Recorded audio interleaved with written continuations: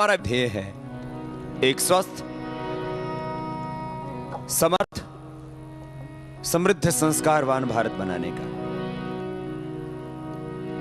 रोग मुक्त भारत, नशा मुक्त भारत, बीमारी और बुराई दो में ही हमारे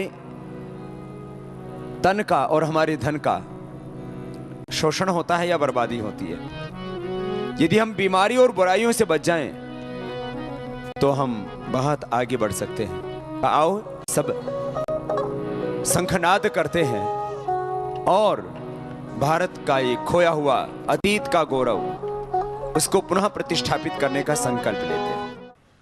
1760 में एक शराब की दुकान खुली, 1760 में एक कत्लखाना खुला, 1760 में एक वेश्यालय खोला अंग्रेजों ने देश का चारित्रिक पतन करने के लिए, नैतिक पतन करने के लिए। वो तो अंग्रेज थे, इसे देश का चरित्र नष्ट करना चाहते थे, इसलिए शराब पीना इसे देश में हमारे पूर्वज पाप अधर्म मानते थे, उसको सबसे खराब अनैतिक कर्म मानते थे। मांस खाना उसको हे दृष्टि से, घृणा की दृष्टि से देखते थे और दुराचार व्यभिचार उसको तो महापाप की संज्ञा देते थे। अंग्रेजों ने शुरू कर दिया और हमारे देश के शासकों ने अंग्रेजों की परंपरा को उनके सच्चे वंशज बन करके, उनके सच्चे प्रतिनिधि बन करके खूब आगे बढ़ाया। शराब की दुकानें पूरे देश भर में खुल दी। शराब से विकास होता है या विनाश? 1 लाख लोगों का पैसा, 2 लाख लोगों का पैसा, 1 करोड़ 2 करोड़ लोगों का पैसा एक बेईमान व्यापारी के पास में जमा हो जाता है और उन 1 लाख, उन 1 करोड़, उन 2 करोड़ लोगों के घर बर्बाद हो जाते हैं, बच्चे अनाथ हो जाते हैं, बीवियों का जो हाल होता है वो अलग, और आदमी के शरीर में जो बीमारियां होती हैं वो अलग। किस तरह से जीवन बर्बाद होते हैं, घर बर्बाद होते हैं, बच्चे अनाथ होते हैं। ये विकास कहाँ हुआ? ये तो शोषण हुआ, ये तो अन्याय हुआ, ये तो पाप हुआ, ये तो समाज का पतन हुआ। उत्थान कहाँ हुआ? अलग अलग तरह से इसका मूल्यांकन करें तो शराब पीने से जितनी बीमारियां होती हैं उनके उपचार में सरकार को जितना खर्च करना पड़ता है उससे कम रेवेन्यू सरकार को शराब या तंबाकू से आता है। तो यदि इसको आर्थिक दृष्टि से देखें तो हानि सरकार की भी और व्यक्ति की, तो शारीरिक हानि, आर्थिक हानि, चरित्र की हानि, जीवन की हानि और अपनी बदनामी, और आने वाली पीढ़ियों को क्या देके जा रहे हैं। मैंने आज तक एक भी शराबी बाप कम से कम हिंदुस्तान में नहीं देखा जो ये चाहता हो कि उसके बच्चे शराबी हों।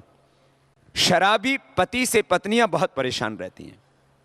और क्या होता है, देखो, एक ऐसी आदत से हम जकड़े जाते हैं, उससे हम बाहर नहीं निकल पाते, हमारी हिम्मत कमजोर पड़ जाती है, हौसला टूट जाता है, हम गुलाम हो जाते हैं उसके, छोड़ना चाहते हैं फिर छोड़ नहीं पाते।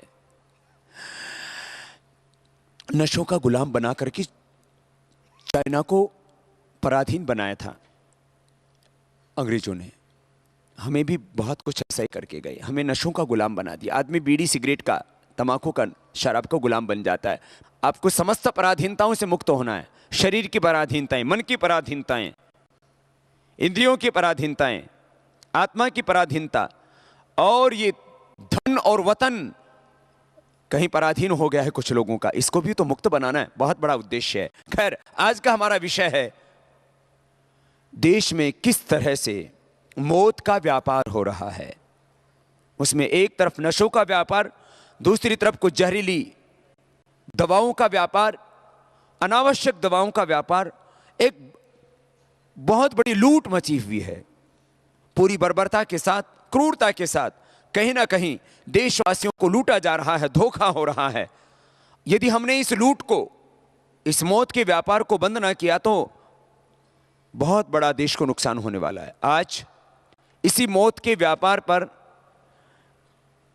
अपना व्याख्यान देने के लिए मैं भाई राजीव जी को आमंत्रित कर रहा हूं मंच के ऊपर। मौत देने वाली दवाएं, मौत देने वाले और बहुत से सामान किस तरह से इस देश में बिकते हैं। कुछ धीरे धीरे व्यक्ति को मौत के आगोश में लेकर के जाते हैं, चाहे वो फर्टिलाइजर्स हैं, पेस्टिसाइड्स हैं, या और नशे के सामान और कुछ ऐसे तीव्र जहर हैं जो व्यक्ति को तुरंत मार देते हैं। ये एक बहुत गंभीर चिंता का और चिंतन का विषय है। हमें जो हमारे सामने बहुत बड़ी चुनौती, बहुत बड़ा संकट, बहुत बड़ा खतरा, और उससे देश को बाहर निकालना है। आज इसके ऊपर हम चिंतन करेंगे और इस चिंता से पूरे देशवासियों को हम अवगत कराएंगे। यदि स्वयं कहीं हम इस दलदल में फंसे हैं तो अपने आप को भी हिम्मत करके हम बाहर निकालेंगे। और आखिर ये जो पूरा मौत का तांडव हो रहा है, मौत का जो खेल हो रहा है, इससे कैसे देश को बचाया जाए इसके बारे में सोचेंगे। मैं एक अंतिम और छोटी सी बात, यदि कोई व्यक्ति किसी का प्राणांत कर देता है, किसी की हत्या कर देता है या हत्या करने का प्रयास करता है, तो उसके ऊपर मुकदमा दर्ज होता है और हत्या करने का प्रयास या हत्या करना साबित हो जाता है तो उसको मृत्युदंड मिलता है। मारने वाले को भी फांसी मिलती है। ये जो शराब का व्यापार करने वाले, तंबाकू का व्यापार करने वाले और जहरों का व्यापार करने वाले मौत के सौदागर, एक शराब की फैक्ट्री चलाने वाले व्यक्ति ने, एक तंबाकू की फैक्ट्री चलाने वाले व्यक्ति ने और दूसरे जहरीले ड्रग बेचने वाले व्यक्ति ने कितने लोगों को मौत के मुंह में पहुंचाया होगा।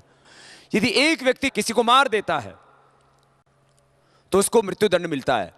ये जो शराब और तंबाकू की फैक्ट्रियां चलाने वाले और जहरीले नशों का व्यापार करने वाले, इन लोगों ने लाखों लाखों लोगों को मौत के मुंह में सुलाया है।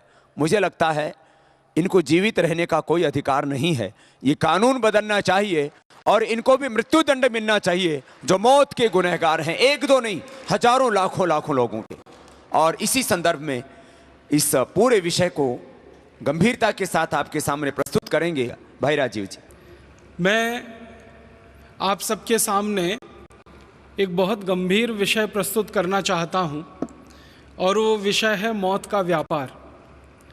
हमारे भारत देश में और दुनिया के सभी देशों में पिछले लगभग 100 वर्षों से एक ऐसा खतरनाक व्यापार शुरू हुआ है जिसको सिर्फ मौत के व्यापार की ही संज्ञा दी जा सकती है। इस मौत के व्यापार में कई तरह की चीज़ें शामिल हैं, कई तरह के व्यापार शामिल हैं। भारत में और दुनिया में सबसे बड़े पैमाने पर जो मौत का व्यापार चल रहा है वो है कीटनाशक दवाओं का, जंतुनाशक दवाओं का और रासायनिक खादों का। आप सभी जानते हैं कि सन 1960 के दशक में हमारे देश में एक क्रांति हुई थी जिसको हरित क्रांति के नाम से जाना गया। इस हरित क्रांति के बारे में सारे देश में और दुनिया में ये प्रचार किया गया कि अन्न का उत्पादन बढ़ाना है और कीटकों से फसल को बचाना है, जंतुओं से फसल को बचाना है। इंसेक्ट्स और बहुत तरह के पेस्ट फसल को ख़राब कर देते हैं, उससे फसल को बचना बहुत ज़रूरी है और फसल का उत्पादन बढ़ना बहुत ज़रूरी है ताकि दुनिया की आबादी का पेट भरा जा सके। भारत में और दुनिया में एक नए तरह का विज्ञान चलाया गया और वो नए तरह का विज्ञान मौत के व्यापार में बदल गया धीरे धीरे। हमारे भारत देश में सन 1960 में जब ये हरित क्रांति की शुरुआत हुई तब एक भी किसान ऐसा नहीं था जो अपने खेत में कोई जहर डालता हो। एक भी किसान ऐसा नहीं था जो धरती माँ के साथ जहरीली दवाओं का उपयोग करता हो। और हमारे किसान धरती को माँ मानते हैं, तो माँ की धमनियों में, माँ की शिराओं में जहर नहीं घोल सकते, मिट्टी में जहर नहीं डाल सकते। इसलिए हमारे किसान कभी भी खेत की मिट्टी में पेस्टिसाइड्स, इंसेक्टिसाइड्स, हर्बिसाइड्स, फंगीसाइड्स आदि आदि कभी नहीं डालते थे और ना हमारे देश की मिट्टी में यूरिया डीएपी डाला जाता था। लेकिन 1960 में कृषि क्रांति के नाम पर, हरित क्रांति के नाम पर किसानों से कहा गया कि अगर खेत में आप ये नहीं डालोगे, यूरिया डीएपी का खाद नहीं डालोगे, फर्टिलाइज़र नहीं डालोगे और ये कीटनाशक और जंतुनाशक दवाएं नहीं डालोगे तो खेती सारी चौपट हो जाएगी, अन्न कुछ पैदा नहीं होगा, सारा देश भूखा मरेगा और किसानों को भी भूखा मरना पड़ेगा। लिहाजा धीरे धीरे किसानों को पहले मुफ्त में दी गई, किसानों ने उसको मुफ्त में डालना शुरू किया, धीरे धीरे मिट्टी को उसकी आदत पड़ गई, फिर खरीद के डालना उसको शुरू किया और अब होते होते इस देश में लाखों मीट्रिक टन में जहरीली खादें और कीटनाशक दवाएं खेतों में पड़ रहे हैं। हमारी भारत सरकार के आंकड़ों के अनुसार एक वर्ष में करीब खेतों में 1,90,00,000 मीट्रिक टन रासायनिक खाद डाल दिया जाता है। यूरिया के नाम पर, डीएपी के नाम पर, सिंगल सुपर फॉस्फेट के नाम पर, अनेक तरह की रासायनिक खादों के नाम पर 1,90,00,000 मीट्रिक टन जहर हर साल खेतों में डाल दिया जाता है। अब इन जहरीली रासायनिक खादों से जो पौधे बड़े होते हैं, इन पौधों पर तरह तरह के कीट लगते हैं, तरह तरह के जंतु आते हैं, तरह तरह के इंसेक्ट और पेस्ट आते हैं, क्योंकि रासायनिक खादों को डालने के बाद पौधों का अपना जो ताकत होती है वो कम हो जाती है। तो पहले पौधों को यूरिया, डीएपी, सुपर फॉस्फेट डाल के कमज़ोर किया जाता है शारीरिक रूप से, फिर उन कमज़ोरी के कारण जो बीमारियां आ जाती हैं पेड़ पौधों पर, जो कीड़े मकोड़े लग जाते हैं, जो तरह तरह के जंतु आ जाते हैं, उनको मारने के लिए फिर 90,000 मीट्रिक टन और दूसरा जहर स्प्रे किया जाता है। पाउडर के फॉर्म में करीब 90,000 मीट्रिक टन जहर डाला जाता है, अनेक नामों से डाला जाता है। कोई लिंडेन नाम से डालता है, कोई क्लोरोपाइरीफॉस नाम से डालता है, कोई डाइक्रोमेट के नाम से डालता है, कोई मोनोक्रोटोफॉस के नाम से डालता है। ऐसे भारत देश में सरकार के आंकड़ों के अनुसार 786 किस्म के कीटनाशक और 215 किस्म के जंतुनाशक खेतों में भिन्न भिन्न पौधों पर स्प्रे किए जाते हैं पूरे साल में। अब इन सब जंतुनाशक और कीटनाशकों को जो स्प्रे कराते हैं किसानों के द्वारा, इसको स्प्रे करने के लिए हमारे देश में 90,000 मीट्रिक टन पाउडर फॉर्म में जहर पैदा होता है और करीब 1 करोड़ लीटर लिक्विड फॉर्म में दूसरा जहर पैदा होता है, जैसे एंडोसल्फान, जैसे मेलाथियान। कुछ जहर हैं जो द्रव फॉर्म में हैं, लिक्विड फॉर्म में हैं, और कुछ जहर हैं जो पाउडर फॉर्म में हैं। जो पाउडर फॉर्म में है 90,000 मीट्रिक टन, जो लिक्विड फॉर्म में है 1 करोड़ लीटर। अगर दोनों को इकट्ठा कर दिया जाए और उसको भारत के लोगों की संख्या से बांट दिया जाए तो आपको सुनकर बहुत दुख होगा कि आप सब में मिलकर हर साल लगभग 200 मिलीग्राम जहर इन जंतुनाशकों का, कीटनाशकों का अपने शरीर में भोजन के रूप में खा जाते हैं, जो शरीर को भिन्न भिन्न बीमारियों का शिकार बना देते।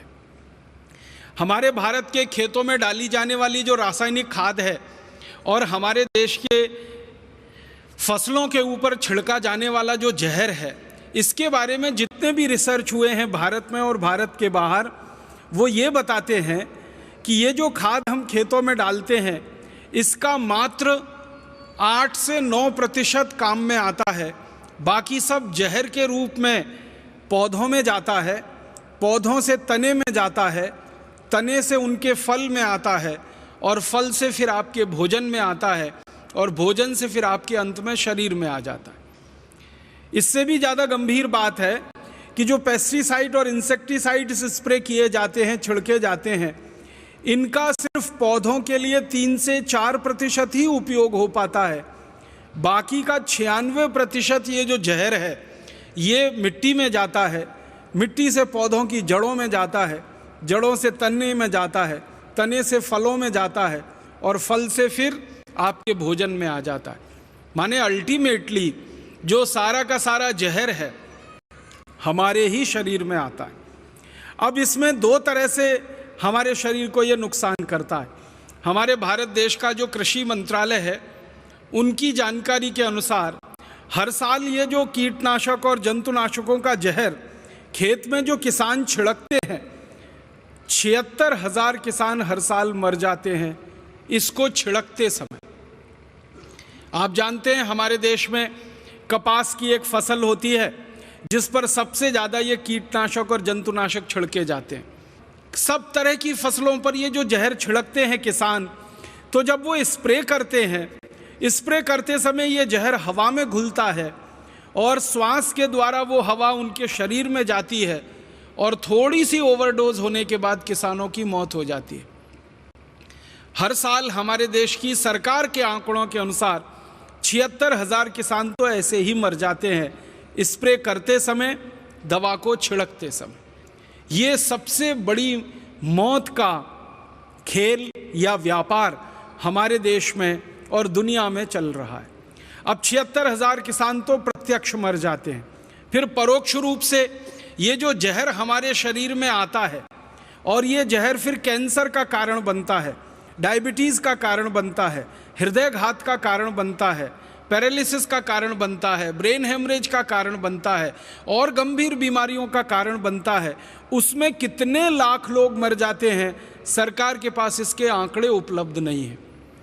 अगर हम कैंसर के भारत में हुए सभी रिसर्चेस को ध्यान में रखें तो कैंसर पे काम करने वाले जितने भी विशेषज्ञों से मैं मिला हूँ, उनसे जब भी मैंने ये सवाल पूछा है कि आप मुझे एक सबसे बड़ा कारण बताइए कैंसर के होने का, तो बेहिचक सभी विशेषज्ञ कहते हैं कि कैंसर का भारत में और दुनिया के देशों में सबसे बड़ा कारण जो निकल के आ रहा है वो जहरीले कीटनाशक और जहरीले जंतुनाशक और जहरीले रासायनिक खाद जो खेती के नाम पर हमारे खेतों में डाले जा रहे हैं, यही सबसे बड़ा कारण है। भारत देश में पंजाब है, हरियाणा है, पश्चिमी उत्तर प्रदेश है, आंध्र प्रदेश है, कर्नाटक है, मध्य प्रदेश का एक इलाका है, छत्तीसगढ़ है, झारखंड है, बिहार है, उड़ीसा है, बंगाल है। ऐसे करीब 17-18 राज्य हैं जहां सबसे ज़्यादा ये जहर खेतों में डाला जा रहा है। इन 17-18 राज्यों में एक राज्य सबसे बड़ा है जहां प्रति एकड़ सबसे ज़्यादा जहर खेतों में डाला जा रहा है। उस राज्य का नाम है पंजाब। पंजाब में प्रति 1 एकड़ खेत में हर साल 113 किलोग्राम तो रासायनिक खाद डाल दिया जाता है और उसके बाद कीटनाशक और जंतुनाशक का जहर अलग से डाला जाता है। उसके बारे में आंकड़े घटते बढ़ते रहते हैं। कभी कपास की फसल पर ज़्यादा स्प्रे करना पड़ जाता है तो प्रति एकड़ आंकड़ा बढ़ जाता है। कभी कभी कपास की फसल आती ही नहीं है तो स्प्रे करने की ज़रूरत नहीं पड़ती है तो आंकड़ा घट जाता है, लेकिन खाद का आंकड़ा लगभग स्थिर रहता है। तो ये जो प्रति एकड़ स्प्रे हो रहा है सबसे ज़्यादा पंजाब में, और पंजाब में भी एक ज़िला है जिसका नाम है भटिंडा। भटिंडा में प्रति व्यक्ति सबसे ज़्यादा, प्रति एकड़ सबसे ज़्यादा जहरीला रसायन खेतों में डाला जा रहा है। और आज भारत देश के 680 जिलों में भटिंडा सबसे बड़ा ज़िला है जहां सबसे ज़्यादा कैंसर के मरीज हैं पूरे भारत के आंकड़ों के अनुसार। अगर प्रति व्यक्ति कैंसर के मरीजों की संख्या आप गिनेंगे तो भटिंडा शीर्ष स्थान पर है। और भटिंडा से हर दिन एक ट्रेन चलती है बीकानेर नाम के एक राजस्थान के शहर के लिए, क्योंकि बीकानेर में बहुत बड़ा एक मेडिकल कॉलेज है जहाँ पर कैंसर के विशेषज्ञ बहुत हैं और कैंसर का इलाज होता है वहाँ पर। तो भटिंडा से बीकानेर के लिए जो ट्रेन जाती है, हर दिन हज़ारों कैंसर के यात्री उसमें भरकर भटिंडा से बीकानेर जाते हैं। तो उस ट्रेन का नाम कैंसर स्पेशल ट्रेन ही रखा है लोगों ने। भटिंडा के बाद दूसरा सबसे बड़ा ज़िला जहाँ पर कैंसर के मरीजों की संख्या बहुत है, जालंधर है। और जालंधर भी भारत में सबसे बड़ा ज़िला है जहाँ सबसे ज़्यादा जहर प्रति एकड़ खेतों में डाला जा रहा है। फिर होशियारपुर है, वो भी पंजाब में ही आता है। फिर हरियाणा के कुछ ज़िले हैं, फिर पश्चिमी उत्तर प्रदेश के, और फिर पूरे भारत के। तो ये बहुत बड़ा मौत का व्यापार चल रहा है हमारे देश में। आप पूछेंगे ये व्यापार कर कौन रहा है? लगभग दुनिया की 1000 बड़ी बड़ी विदेशी कंपनियां हैं जो इस व्यापार में लगी हुई हैं। अमेरिका की कंपनियां हैं, जर्मनी की हैं, जापान की हैं, फ्रांस की हैं, स्वीडन की हैं, नॉर्वे की हैं, डेनमार्क की हैं, हमारे पड़ोसी चाइना की हैं, कुछ रूस की कंपनियां हैं। ऐसे दुनिया के 24 देशों की लगभग 1000 कंपनियां हैं। और उनमें से कुछ कंपनियों का भारत की कंपनियों के साथ कोलैबोरेशन है, समझौता है, तो भारत की कुछ कंपनियों के साथ मिलकर दुनिया की लगभग 1000 बड़ी विदेशी कंपनियां, मल्टीनेशनल कॉरपोरेशन इस मौत के व्यापार में लगी हुई हैं। 1960 के पहले जिन विदेशी कंपनियों का 1 रुपए का सामान भी इस देश में नहीं बिकता था, उन विदेशी कंपनियों की बिक्री आजकल हजारों करोड़ रुपए में हो गई। आपको सुनकर हैरानी होगी कि 1000 बड़ी बड़ी बाहर के देशों की कंपनियां और उनके साथ मिलकर भारत की कुछ कंपनियां एक साल में लगभग 5 लाख करोड़ रुपए कमा रही हैं इस मौत के व्यापार से। तो किसानों की जिंदगी से लगभग 5 लाख करोड़ रुपया निकल के बड़ी बड़ी विदेशी कंपनियों के खजानों में जा रहा है मुनाफे के रूप में। तो ये 1000 से ज़्यादा जो विदेशी कंपनियां भारत में मौत का व्यापार चला रही हैं, इन कंपनियों को साल में 5 लाख करोड़ का फ़ायदा हो रहा है।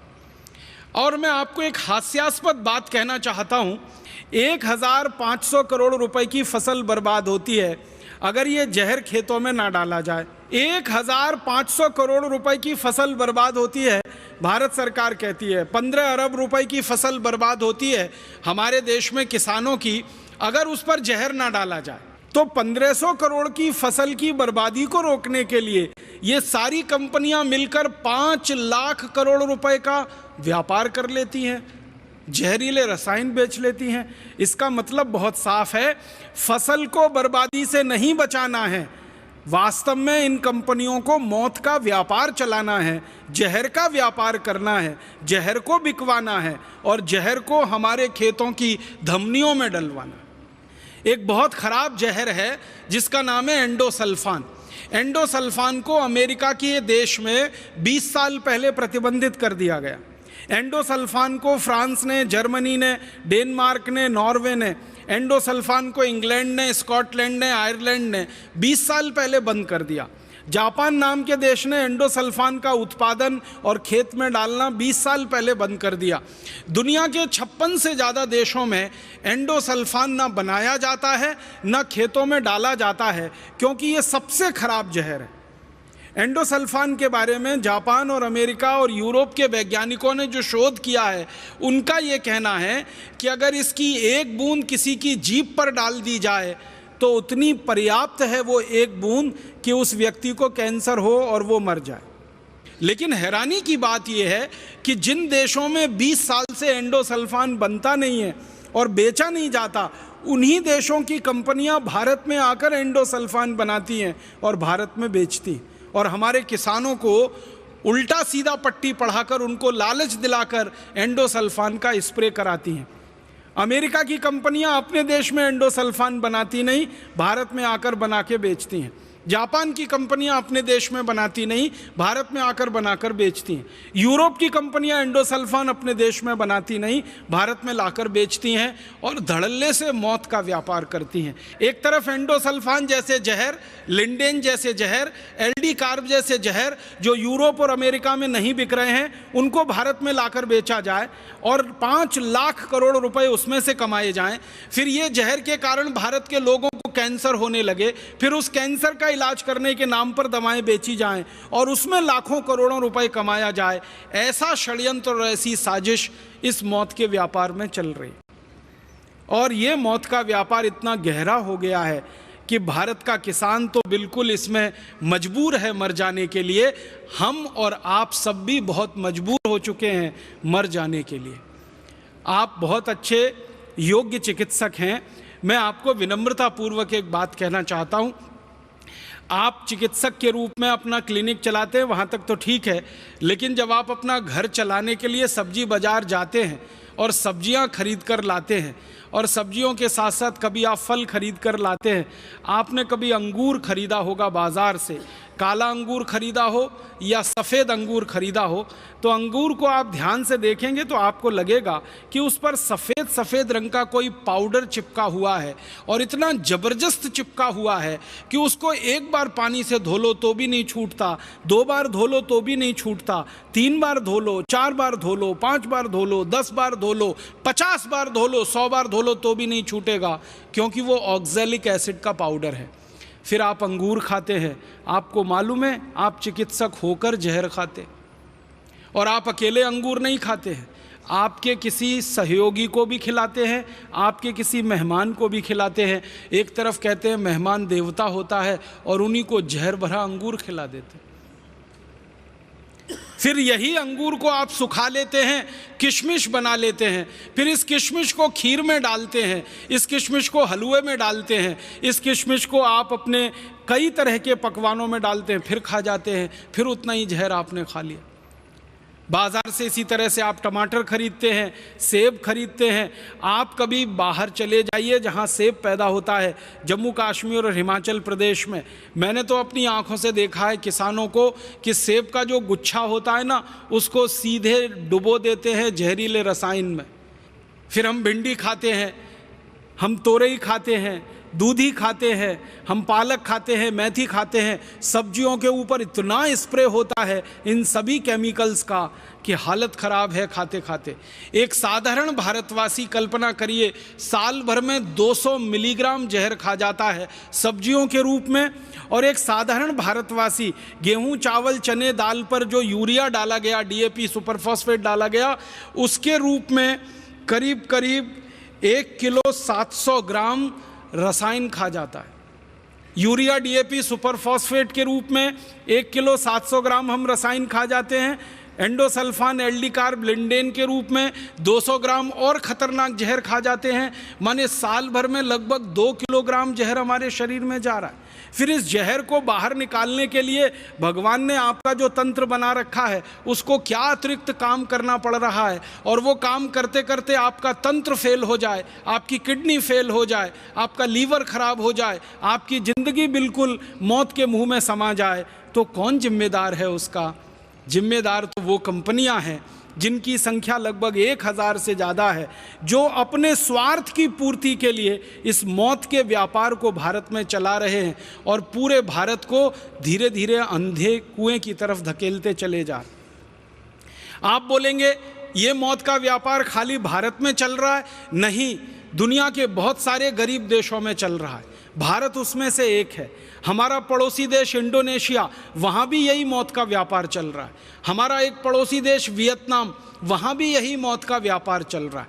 हमारा एक पड़ोसी देश अफ्रीका, वहाँ भी यही मौत का व्यापार चल रहा है। दुनिया में जो गरीब देश माने जाते हैं, जो विकासशील देश माने जाते हैं, जो अभी तक अमीर नहीं हुए हैं, समृद्धशाली नहीं हुए हैं, ऐसे 150 से ज़्यादा देशों में यही मौत का व्यापार चल रहा है। और यही 1000 कंपनियां हैं जिनके नाम हैं, वो इन देशों में भी यही मौत बांट रही हैं।